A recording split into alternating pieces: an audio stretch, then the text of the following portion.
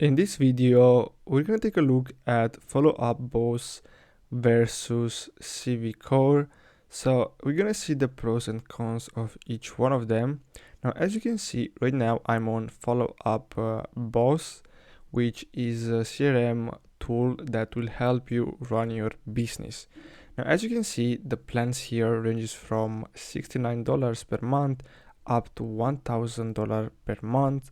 But as you can see here, you have the Grow plan, which is $69 per user, and this one here, the 500 one, includes 10 users, and then here you have 30 users for $1,000. Now here you'll see that you can connect any lead source and website, you can customize your lead distribution and much more. Now here I found some reviews about Kvcore, and a lot of users hate it because there is no mobile version and the system admins have no idea how to turn off their own features. And as you can see, the generic website all our agents get has zero anti-spam capabilities. So if you take that in consideration, I think follow-up boss is a better option for you and your business.